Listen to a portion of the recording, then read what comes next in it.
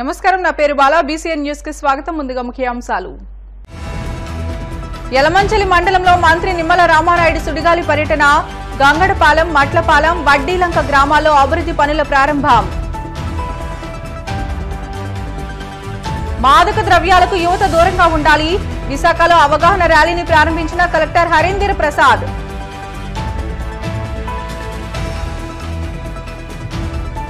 నూతనంగా ఎన్నికైన విద్యా కమిటీలు అంకిత భావంతో పనిచేయాలి. దిశానిర్దేశం చేసిన పిఠాపురం మాజీ ఎమ్మెల్యే వర్మ.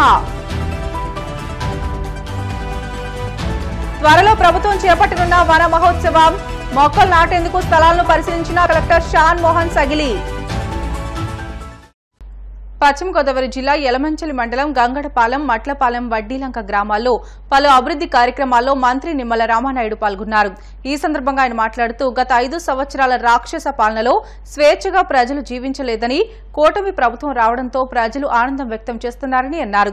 అధికారంలోకి వచ్చి కేవలం 50 రోజులు మాత్రమే అయ్యిందని, కనీసం 5-6 నెలలు కూడా ఓపిక పట్టలేక పత్రికల్లో తప్పుడు కథనాలు రాయిస్తున్నారని అన్నారు. గతంలో 151 సీట్లిచ్చిన ప్రజలే ఆయన పాలనను చూసి 11 స్థానాలకే పరిమితం చేశారని అన్నారు. ల్యాండ్ టైటిలింగ్ యాక్ట్ ప్రజల్లో ఒక భయానక వాతావరణాన్ని సృష్టించిందని, వైసీపీ అధికారంలో ఉండగా ఒక్క జాబ్ క్యాలెండర్ కూడా విడుదల చేయలేదని, యువతను నిర్లక్ష్యం చేశారని విమర్శించారు. గ్రామాల్లోకి వస్తూ ఉన్నప్పుడు ఇవాళ ప్రజల నుంచి చాలా ఆనందం, సంతోషం కలుగుతూ ఉంది. వాళ్ళందరూ కూడా ఒకటే చెప్తూ ఉన్నారు, గత 5 సంవత్సరాల రాక్షస పాలన నుంచి విముక్తులయ్యి ఇప్పుడు మళ్ళీ ఒక ప్రజా పరిపాలన మేము గత 50 రోజుల నుంచి కూడా చూస్తూ ఉన్నాము.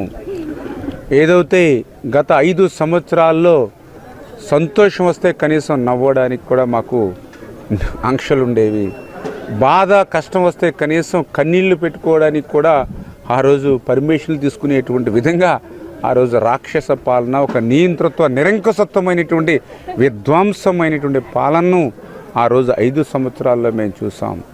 కానీ ఈరోజు 5 సంవత్సరాల్లో చూస్తూ ఉన్నాం, రాష్ట్రం ఇన్ని కష్టాల్లో ఉన్నా, ఇన్ని అప్పుల్లో ఉన్నా ఈరోజు చంద్రబాబు నాయుడు గారు, పవన్ కళ్యాణ్ గారు, నరేంద్ర మోడీ గారి యొక్క సహకారంతో ఇచ్చినటువంటి మాటను ఒక్కొక్కటి నిలబెట్టుకుంటూ మా గౌరవాన్ని నిలుపుతున్నారని చెప్పి ఈవేళ మహిళలు మాట్లాడుతున్నటువంటి పరిస్థితి.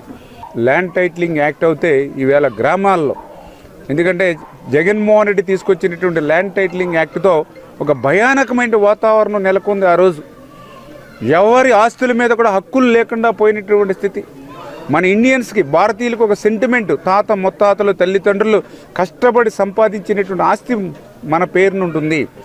కానీ జగన్మోహన్ రెడ్డి ల్యాండ్ టైటిలింగ్ యాక్ట్లో మరి నీ దస్తావేజుల మీద ఆయన బొమ్మ వేసుకుని, నీ పాస్బుక్ల మీద ఆయన బొమ్మ వేసుకుని, నీ సరిహద్దు రాళ్ళ మీద ఆయన బొమ్మ వేసుకుని, 10-1 అడంగుల్లో సైతం మరి నీకు హక్కులు లేకుండా చేసి, నీ యొక్క ఆస్తుల మీద నీకు హక్కు లేకుండా చేస్తే మళ్ళీ చంద్రబాబు నాయుడు గారు, పవన్ కళ్యాణ్ గారు వచ్చి ఈరోజు మళ్ళీ ఆ యొక్క ప్రజల ఆస్తుల మీద హక్కుల్ని ప్రభుత్వానికి ఇచ్చేటువంటి ఆ ల్యాండ్ టైటిలింగ్ యాక్ట్ని రద్దు చేయడం ద్వారా ఈవేళ మళ్ళీ మా ఆస్తులు మేము కాపాడుకోగలుగున్నామంటే సంతృప్తి. అంటే ఒక్క 50 రోజుల్లోనే ఇట్లా ఒక్కొక్క పని నెరవేర్చుకుంటూ వెళ్తూ ఉంటే ఈవేళ ఆ యొక్క జగన్మోహన్ రెడ్డి వార్వలేనిటువంటి తనంతో కనీసం 5-6 నెలలు కూడా మేము ఏ పథకాలు ఎట్లా అమలు చేస్తున్నామో వేచి కూడా చూడకుండా రోజు అసత్యాల, అబద్ధాలు ఆయన చెప్పడం, ఆయన నాయకులతో చెప్పించడం, అదేవిధంగా ఆయన ఏదైతే అక్రమ ఆర్జనతో, అవినీతి సొమ్ముతో పెట్టినటువంటి వాళ్ళ సాక్షి కరపత్రిక, విషపత్రిక ఏదైతే ఉందో దానితో అబద్ధాలు చెప్పించడం, ఇవన్నీ కూడా చూస్తూ ఉంటే ప్రజలందరూ కూడా ఒకటే చెప్తూ ఉన్నారు. గతంలో కూడా ఇట్లానే అబద్ధాలు చెప్తే ఒక్కసారి నమ్మి మోసపోయాం. అందుకే మొన్న 151కి మరి ఏదైతే ఒక అంకిని ఆ రోజు తొలగిస్తే ఇంకా 11 మిగిలింది. ఈయన ఇట్లానే ఉంటే ఆ 11లో వచ్చే ఎలక్షన్కి మళ్ళీ ఇంకొక నెంబర్ పోతుంది, సింగిల్ డిజిట్ ఇతనికి నిలబడుతుందని ఈవేళ ప్రజలందరూ చెప్తున్నటువంటి పరిస్థితి. అందుకే ఈవేళ వైఎస్ఆర్సీపీ నాయకులు కానీ, జగన్మోహన్ రెడ్డి కానీ ఓటమి నుంచి పాఠాలు నేర్చుకోవాలి.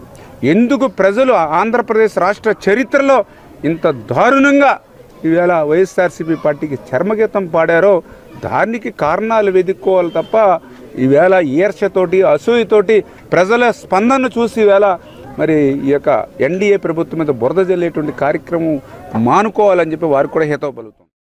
డ్రగ్స్, గంజాయి లాంటి మాదక ద్రవ్యాలకు యువత దూరంగా ఉండాలని, బంగారు భవిష్యత్తు వైపు అడుగులు వేయాలని విశాఖ జిల్లా కలెక్టర్ ఎంఎన్ హరీందర్ ప్రసాద్ పిలుపునిచ్చారు. నషాముక్త భారత్ అభియాన్ కార్యక్రమంలో భాగంగా మాదక ద్రవ్యాల దుర్వినియోగం, దుష్ప్రభావాలపై అవగాహన కల్పించారు. విశాఖ ఆర్కే బీచ్ రోడ్లో అవగాహన ర్యాలీని ప్రారంభించారు. విద్యార్థులు, సామాజిక కార్యకర్తలు వివిధ విభాగాల అధికారులతో కలిసి ర్యాలీలో భాగస్వామ్యం అయ్యారు. ఈ సందర్భంగా కలెక్టర్ మాట్లాడుతూ యువత మాదక ద్రవ్యాల వినియోగానికి దూరంగా ఉండాలని, చదువుల్లో రాణించాలని సూచించారు. కళాశాల, యూనివర్సిటీ విద్యార్థులు క్యాంపస్ అంబాసిడర్గా తయారు అవ్వాలని, తోటి యువతలో మార్పు తీసుకురావాలని హితవు పలికారు. నాషా ముక్త్ భారత్ అనే కార్యక్రమం కింద విశాఖపట్నం బీచ్ రోడ్లో we are conducting walkathon and awareness campaign. ఈ గంజాయి అలవాటు, అదేవిధంగా మిగతా డ్రగ్ అబ్యూస్ అనేది ఎక్కువగా యువతల్లో కనిపిస్తుంది. దీన్ని పూర్తిగా అరకట్టాలి.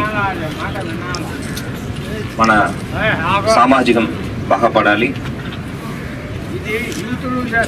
యంగ్స్టర్స్ ఒక అసెట్స్గా తయారవ్వాలనే ఉద్దేశంతో ministry of social justice and empowerment ద్వారా ఈ కార్యక్రమం చేయడం జరుగుతుంది.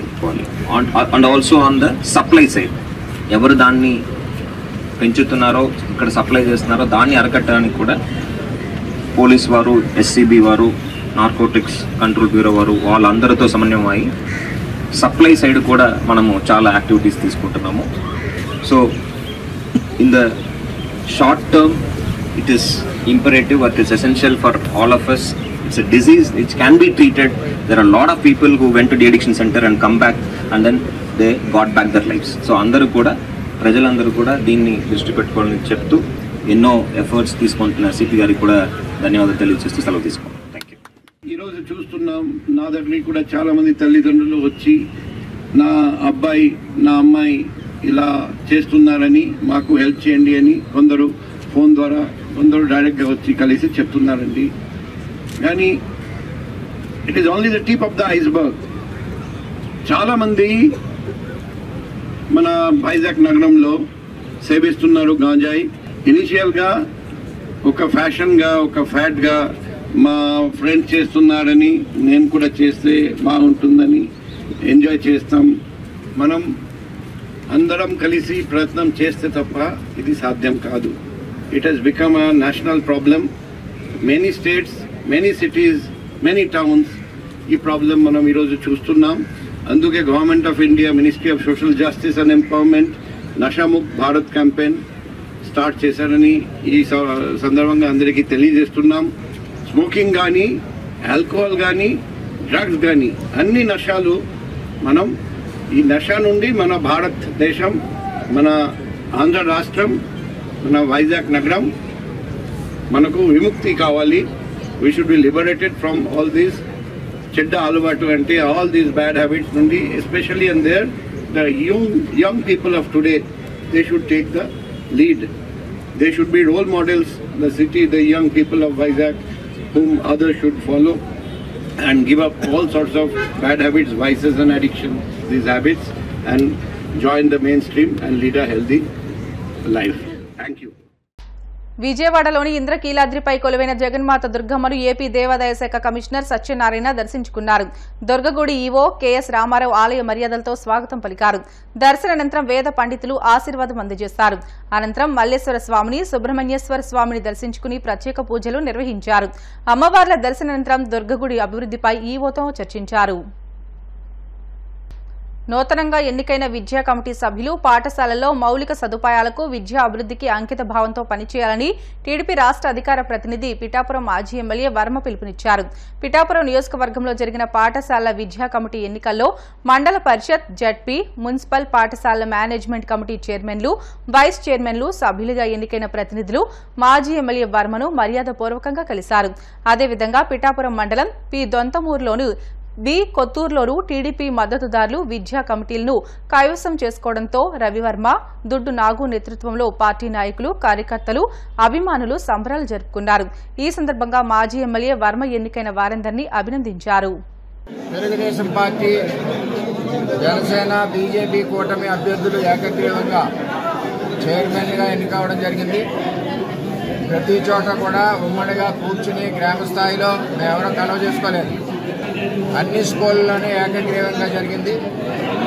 అదేవిధంగా వీరందరికీ కూడా నేను తెలుగుదేశం పార్టీ తరఫున తెలుగుదేశం పార్టీ ద్వారా ఎన్నికైన వాళ్ళకి, జనసేన ద్వారా ఎన్నికైన వాళ్ళకి, బీజేపీ ద్వారా ఎన్నికైన వాళ్ళకి ధన్యవాదాలు తెలుపుతూ, మరి చైర్మన్లు అందరూ కూడా తెలుగుదేశం పార్టీ చైర్మన్లు అందరూ కూడా, అలాగే జనసేన పార్టీ చైర్మన్లు, బీజేపీ చైర్మన్లు, తెలుగుదేశం పార్టీ వైస్ చైర్మన్లు, జనసేన పార్టీ వైస్ చైర్మన్లు కలిసికట్టుగా స్కూల్ అభివృద్ధికి పనిచేసి పిల్లల చదువు భవిష్యత్తు బాగా ఉండే విధంగా కష్టపడి పనిచేయాలని చెప్పి ఈ నాయకులందరినీ కోరుకుంటూ ఎన్నికైన నాయకులందరికీ, కూటమి అభ్యర్థులందరికీ కూడా ధన్యవాదాలు.